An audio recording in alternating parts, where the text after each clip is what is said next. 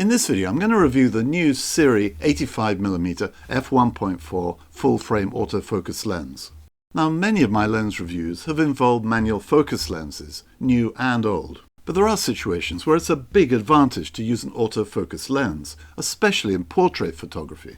And an 85mm 1.4 lens is an excellent option if you want to smooth out any distractions in the background blur and get great subject isolation. So I was very pleased when I was invited to review this lens, and I'm doubly happy that I get to keep it, as I'll be using it not just for portrait photography, but also as a walk-around lens and on family holidays, because although the lens has a lot of elements, it only weighs 540 grams.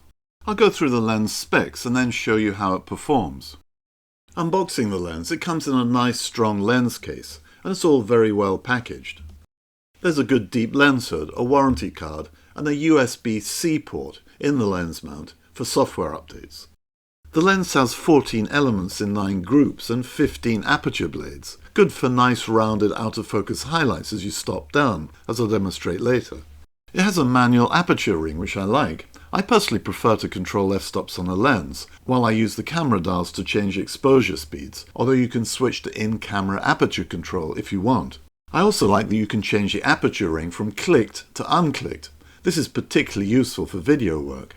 On the other side of the lens, you can switch between auto and manual focus, and you can also hold this button down to lock the focus, or program the button for some other purpose. I've left it as an autofocus lock. The minimum focus distance is 0.85 meters, and at this distance, you're going to get a very narrow depth of field and great subject isolation. In terms of user experience, I think it's an attractively designed lens. The focus ring is nicely damped if you choose to use manual focus, perhaps a little less resistance than old manual lenses, but it's responsive, and it's easy to find and use the aperture ring when you're holding the camera up to your eyes.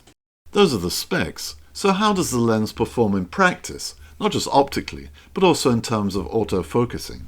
I'm using the lens on a Sony a7 Mark IV. Mostly full frame, but also I occasionally tried the lens on a crop setting and on a Sony a6000 APS-C camera. I'll start with the lens's performance wide open. Sharpness can be a tricky subject for portraiture. You could argue that you don't actually want a lens to be bitingly sharp wide open.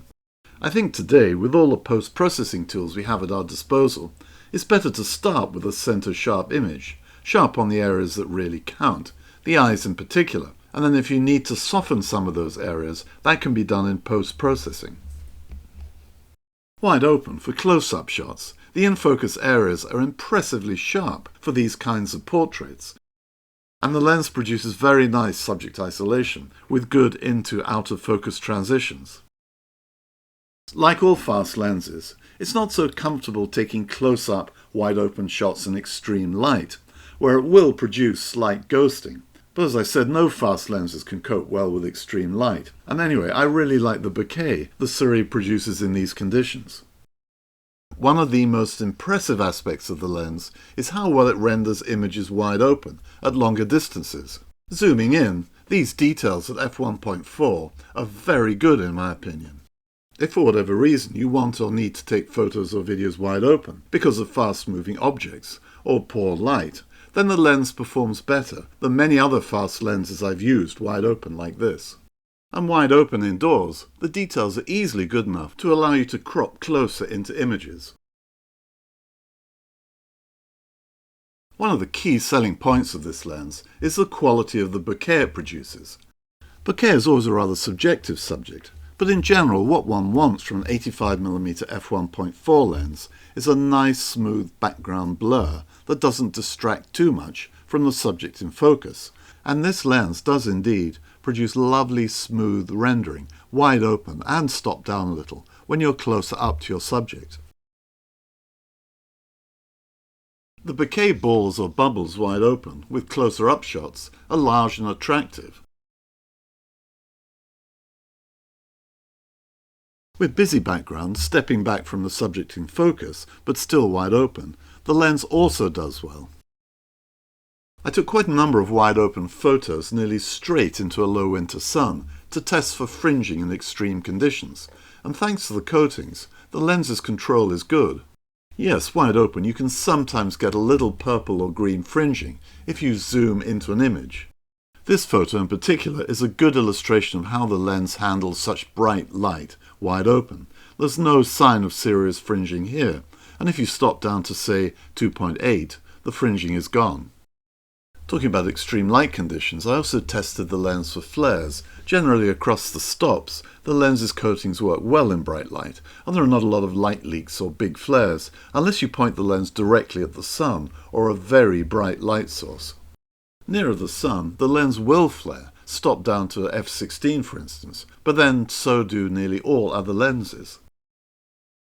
So far we've been looking at wide open performance, so now let's turn to how the lens performs stop down a little. Starting with the bokeh bubbles, here are transitions from wide open to stop right down. As you can see, you're not losing those lovely round bokeh bubbles, thanks to those 15 blades. In terms of sharpness stop down a little, here's a shot at f2, and this again is an impressive result.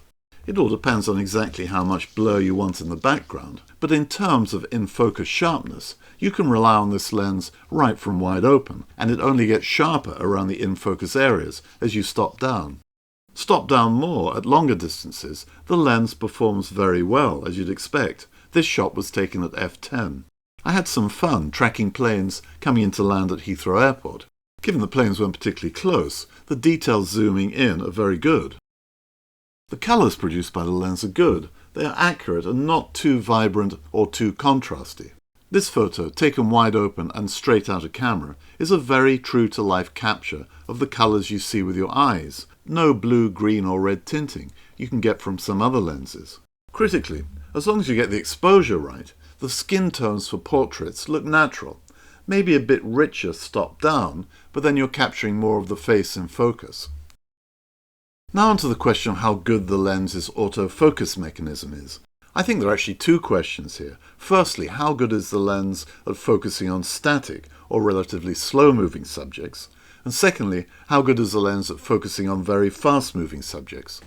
In terms of static and slow-moving subjects, the lens performs well. It locks onto parts of the image you want to lock in on, most notably eyes in a portrait, and it's quiet as well. If you want to switch between focus areas relatively slowly, then again, the lens locks well into the area you're focusing on.